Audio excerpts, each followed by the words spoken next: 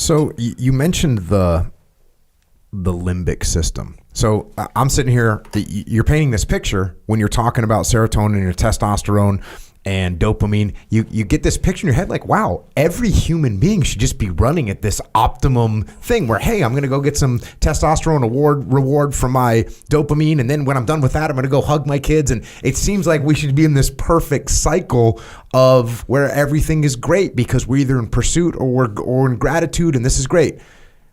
Unfortunately, we all know that that's not the reality. And people end up in this weird thing where they don't go in pursuit. And matter of fact, they don't go in pursuit at all. They don't even get off the couch. We have people that don't appreciate what they've got. And so is that the limbic? What is the opposing force to these two totally positive things that we've got out there of, hey, I've got this dopamine reward system. When I go out, I'm going to do some squats. I'm going to feel great when I get done. I'm going to see my dog. I'm going to pet him. I'm going to feel great. Like life is great. What is the opposing force on these things that trips us up? Yeah, very important question. And fortunately or unfortunately, we have an answer, which is that we can now access dopamine release without any effort at all. High flavor, high calorie density food, right? It's probably rare in nature at one point. We had to work hard in order to get game, get grains, get berries. So it used to be effort, dopamine, relaxation, repeat.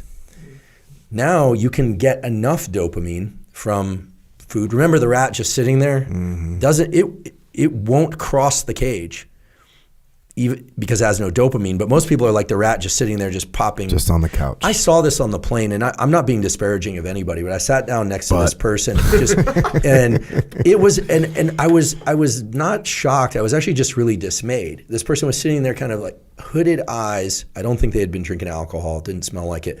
Just popping Cheetos into their mouth like a rat just feeding from a dispenser. Just the whole time, just passively. Right? So you're getting this low level of dopamine, lots of calories, with no activity. Yes, their phenotype, as we'd say in biology, was as you would predict. And it was just really sad. I think that when it's fair to say that high levels of dopamine achieved without effort will destroy a person. Whether or not that comes through a high potency drug or a high potency food, if it comes with an intensity and a frequency that's too high that doesn't require effort, it will destroy a person. So what else is there? There's food. We can get a dopamine hit from Cheetos. Anything pleasurable. TV? Extremely pleasurable. Yes, I would say. Does TV work? Yeah, I would say I'm borrowing from Anna Lemke's work. She's, again, a medical doctor who focuses on dopamine and addiction, but also behaviors that relate to addiction. Video game addiction, for instance. Social media or YouTube addiction. I can give you one very salient example of this. When we're getting, let's say that dopamine, it doesn't actually work this way, but let's just say with arbitrary units can be released at anywhere from 0 to 100 level. Let's say methamphetamine is 100 because we know it does evoke a lot of dopamine release. Let's say a nice pizza after a good long run is 20. Okay. What about a nice pizza after watching a Netflix show? Yeah. Is that also going to be a 20 or is that only a 10 because you didn't really earn it?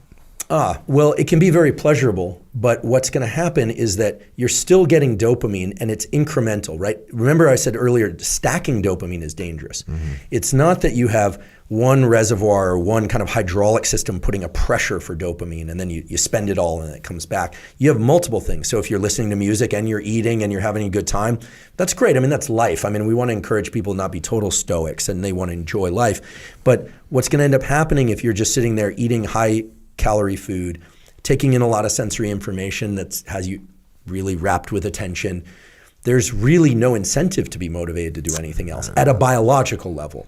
So then in fact, I was talking to my podcast producer. He had a friend in college that was a spectacular student early on and got really into video games. And there came the day to move out of their house. And everyone was packing up and moving out, and this guy didn't have his stuff together. And the trucks were literally coming. He's like, and they realized he actually can't do anything. He only seems to be getting his dopamine from this one behavior. I have a close friend whose son graduated from high school, was going to community college, and pretty soon developed what he thought was a case of pretty severe ADHD and depression. Obviously, that can happen. Young guy, I've known him. He's always been a swimmer and an athlete, very impressive kid, good-looking kid, always very sociable. And pretty soon, he wasn't going to his community college classes. He wasn't working, no relationship, living at home with the parents. This is what they call failure to launch, right? Pretty scary at 20, much scarier at 25.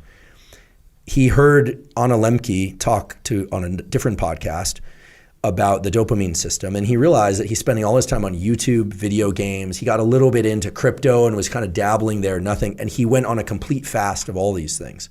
And I'm pleased to say that he's now lives with his girlfriend, he's got a job, he's completely off any ADHD meds. And I realize some people do need these ADHD meds. Guess what ADHD meds are? Ritalin, Adderall, Vyvanse, they all trigger the release of dopamine.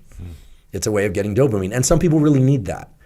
But you can imagine if you're getting it from all these sensory stimuli, YouTube, et cetera. And listen, I love YouTube. I appreciate them, but it's a potent stimulus. You can find pretty much anything on there. Yeah. And so the key, you asked, why are we so off balance? Why can't we just do this naturally? Is because naturally we just want pleasure. We really do, as a species, just seek pleasure and avoid pain. All species do that.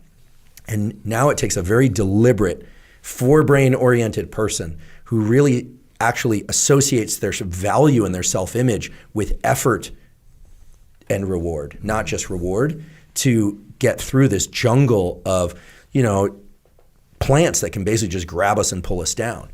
Yeah. And we see it everywhere, and it should not surprise us at all.